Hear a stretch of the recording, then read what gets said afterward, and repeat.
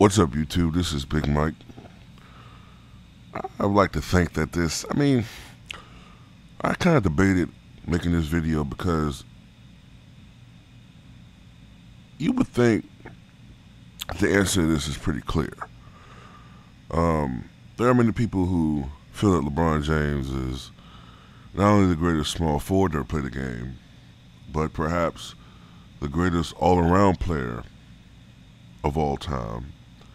And some even feel he's the best player to ever play. No one really talks about Kevin Durant in those terms. Yes, they acknowledge that he's an all-time great, a potential top 10 player when everything's said and done. But that's all projection. That's all what can be if everything goes smoothly. But we all know that there are many players who should be talked upon, spoken upon as all-time greats, but injuries derailed their careers, like a Anthony Penny Hardaway or a Grant Hill, who I think is still going to be a Hall of Famer, but Grant Hill should probably have, oh no, there's no probably in it, he would have been a top 25 or so all-time player had not been for the injuries. So you never know with these things. But this, I pose a question to you. When everything is said and done, and both these men are no longer playing and balding, well, LeBron James completely bald, a little bit heavier, maybe analysts or in their business venture, post-careers, more heavily invested in their business endeavors, and their playing careers are done. How will both of them be viewed? And more importantly, who will be viewed as historically the more significant player or the greater player? I can't help but think it's going to be LeBron. I mean, LeBron just has so many advantages right now. Of course, he came into the league. He's older. He's been playing longer, so he's accumulated more statistics and more memories and more milestones. I believe LeBron James came to the NBA in 2003. I think Kevin Durant came in the NBA, I believe it was something around 2007 or 2008. Sometimes I probably remember what year he came in. I think it was 2007, though, I think. But you look at the careers that these guys have had, and you look at LeBron James. This is a guy who has scored over 28,000 points. All right. He's going to finish over 30,000. He's going to finish past Wilt. He's going to finish past Irving. When you include ABA and NBA. He's going to pass Michael. He's going to pass Bryant. Now, the question is, will he play long enough to threaten the number one, number two all-time scorers, Kareem Abdul-Jabbar and Karl Malone? I don't know about that. LeBron James, yes, he's only 32 years old, but he's an old 32. And as we all remember, Kobe Bryant, who also came, was a prep to pro player. Kobe Bryant, started deteriorating physically right around the time he was about 33, going to 34 years of age. That's right around the time when he physically began to break down as an athlete. Completely break down. Not completely, but really start to accelerate the decline process. So I see LeBron James, in my opinion, and you also got to remember, LeBron James is a lot bigger, and has a lot more, in my opinion, wear and tear as far as minutes and the way he plays. I have to think that LeBron James is going to start declining as a player probably within the next 2 to 3 seasons. So historically, LeBron James has been in 8 NBA Finals, while Kevin Durant has been in only 2. But the problem is this. The thing is this. Nobody really remembers how many finals you've been in. It's how many you've won. Jerry West, for instance, has been in 9, but he only won 1. So it doesn't really get counted for the fact he's been in 9.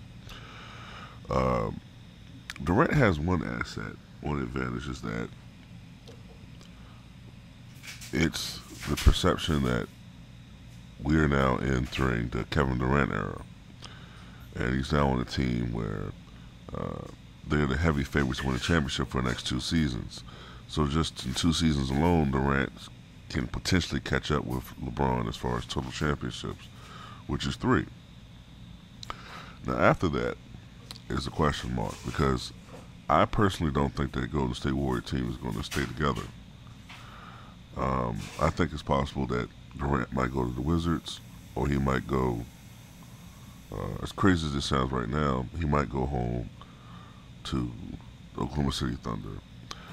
LeBron James, on the other hand, I think as his skills begin to deteriorate, he's going to have to play with more and more talented players if he has any championship aspirations. He's going to need, quote unquote, really more help, as Kobe Bryant did during his last title run. He was still a great one-on-one player, but he was slowed down just a tad bit, and he needed a little bit more help. And he had that with Pau Gasol, a Ron Artest, aka Man of World Peace, and a Andrew Bynum. So it's an interesting little period in the NBA where you could be seeing a transition time where the league star, the face, may start to become Kevin Durant and not LeBron James. But it's interesting. I think if I had to guess, when everything is said and done, you look at what LeBron's done, the expectations that he has exceeded, the things that he's accomplished in his career, bringing a championship to the city of Cleveland. I think it's a tall order for Durant to try to live up to, and ultimately, you got to also say to yourself, Durant may win championships with this Golden State Warriors team, but the perception is always there that he joined a team that was already uh, overstacked, so to speak, and that he just pushes it to the point where it's almost a monopoly on the championship. So he wouldn't get historically as much credit for winning a championship on a team like the Warriors as LeBron did going back to Cleveland and winning a championship. You know, that in itself was a remarkable accomplishment.